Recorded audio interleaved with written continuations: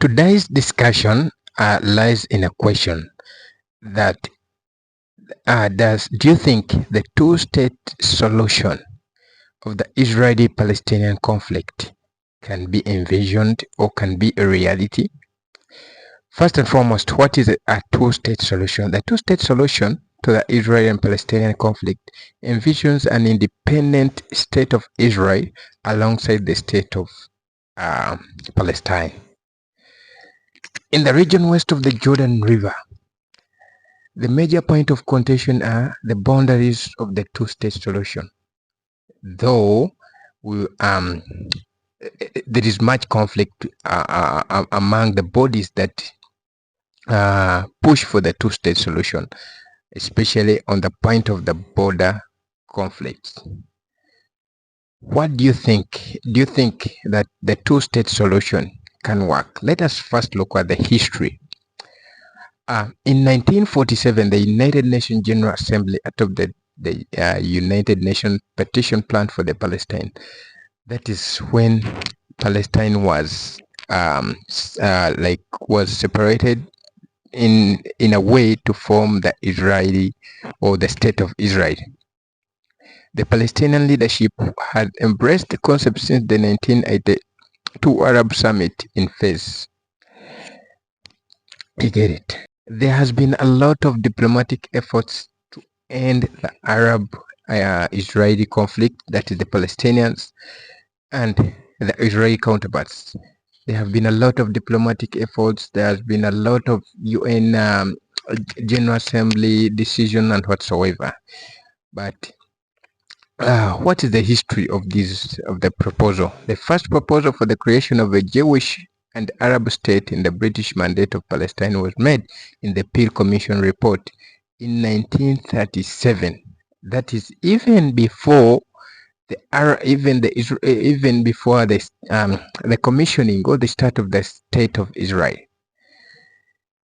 Actually, the British Mandate, when they were planning to start the state of Israel, in the initial stage, it was to be a state of Israel alongside the state of Palestine.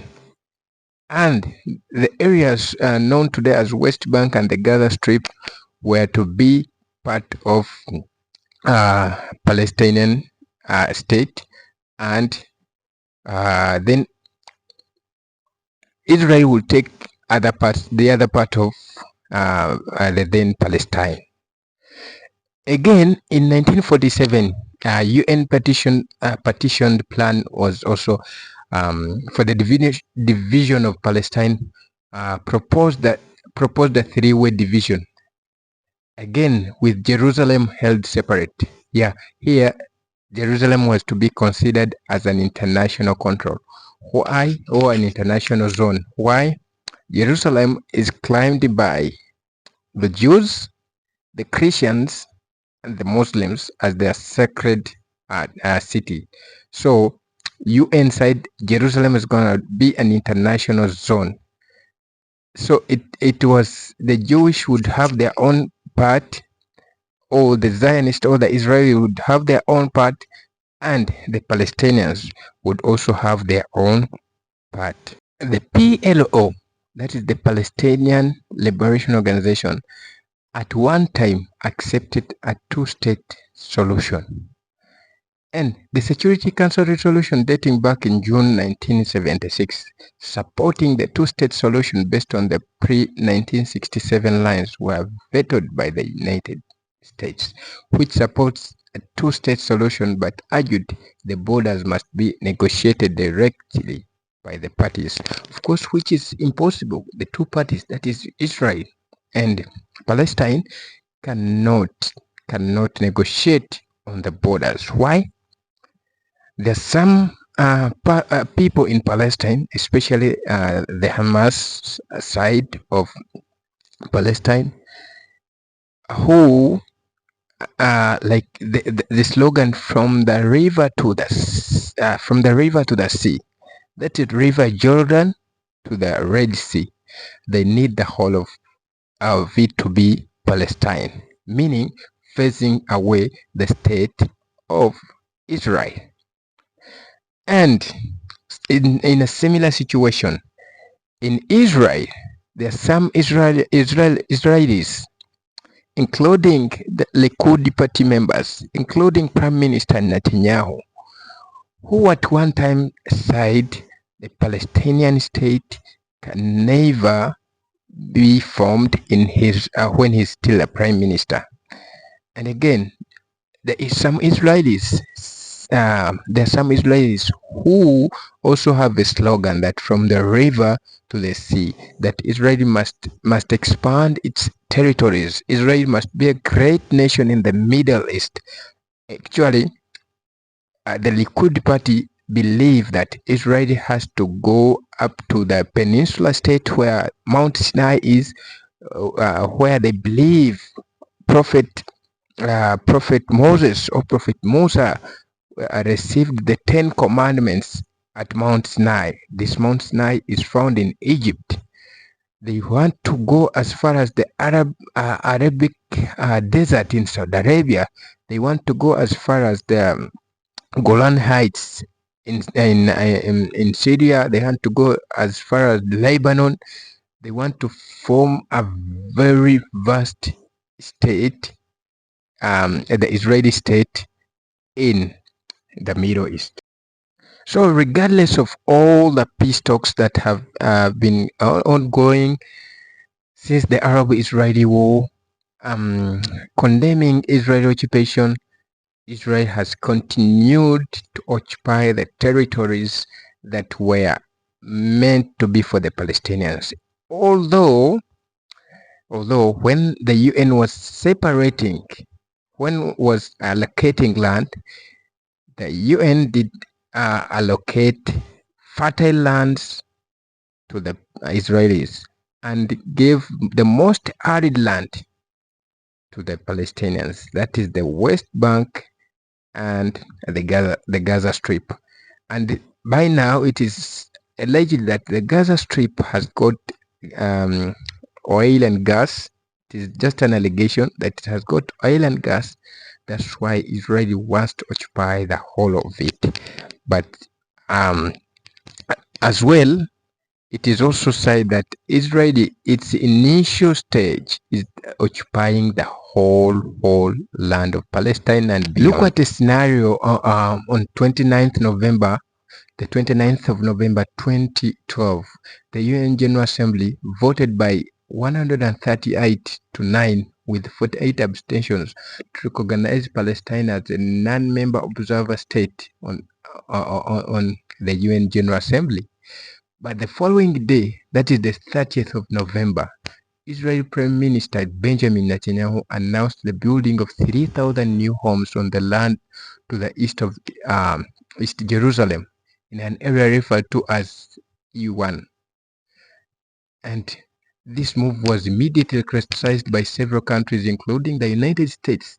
We know that the United States is the chief sponsor of Israel, with Israeli ambassadors being personally called for meetings with government representatives in the United Kingdom, France, and Germany, among others. Israel's decision to build the home was described by the Obama administration as counterproductive, while Australia said that the building plans threaten the viability of a two-state solution. You see, immediately Palestine was offered an observer slot on the UN General Assembly. Netanyahu proposed to build more settlement on the Palestinian land. You see, meaning Netanyahu, his aim is to stake the whole of Palestinian land and establish a great Israeli state in the Middle East. And on controversy, the Trump administration decision to recognize Jerusalem as Israel's capital in December 2017. Palestinian officials said the policy change destroyed the peace process. Actually, when the Trump administration now declared Jerusalem, remember Jerusalem was declared as an international zone. But now, because of the conflict and whatsoever, and because America has always been on the side of Israel. Now, Trump administration side, now we are recognizing Jerusalem as the capital city of Israel. And actually, it went the United States went ahead and put its embassy in Jerusalem as the capital city of Israel. It is the same United States of America that has always a pivotal point of peace process, negotiation, and whatsoever. But now we have seen that during the Trump administration, they have decided to side with Israel, in that they can no longer be a peace mediator in this conflict. Remember, the apartheid and the illegal settlement are not only in the west, the Gaza Strip. Actually, by now, the Israelis who had settled in the Gaza Strip were all taken by the IDF. I don't know why. Maybe because they wanted to bombard the area. That's why they took all the Israelis. I don't know, but it could be one of the reasons. But now the settlements are now in the West Bank. They can remove a Palestinian from his home, the entire family. They bring someone new from any part of the world, as long as he or she claims to be a Jew, and they make him settle there. Now the question is, do you think a two-state solution can be a reality? We are looking at following the 2023 Hamas-led attack on Israel, that is the October 7th, and the subsequent Israeli-Hamas war, or the bombarding of the Gaza Strip by the IDF. Multiple governments renewed the long dormant idea of a two-state solution. This received serious pushback from Israel's government, especially from the Prime Minister Benjamin Netanyahu. Let us look at some of these governments that are advocating for that two-state solution. The intergovernmental bodies supporting a two-state solution, we have the G7. The statement issued after their virtual meeting on 6 December 2023. The leaders of the G7 wrote that they are committed to a Palestinian state as a part of a two-state solution that enables both Israelis and Palestinians to live in a just, lasting, and secure peace. The European Union's Joseph Borrell, High Representative of the European Union for Foreign Affairs and Security Policy, wrote on the 15th of November 2023, we need to work with our regional partners towards the two-state solution. It remains the only viable way to bring peace to the region. In her address to the G20 leaders on 22nd November 2023, Ursula von der Leyen, President of the European Commission, said, we have to work for a two-state solution. This is the only way to ensure lasting peace for Israelis and Palestinian people as neighbors. Now let's look at the government supporting two-state solution, or the countries that order for the two-state solution. The United States President Joe Biden has made numerous statements in favor of the two-state solution, and as well as the Secretary of State Antony Blinken and Defense Secretary Lloyd Austin. China's Foreign Minister Wang Yi has stated that China calls for the formulation of a specific timetable and roadmap for the implementation of the two-state solution. Germany. The German Chancellor Olaf Scholz has called for a two-state solution, as has Minister of Foreign Affairs Annalena Baerbock.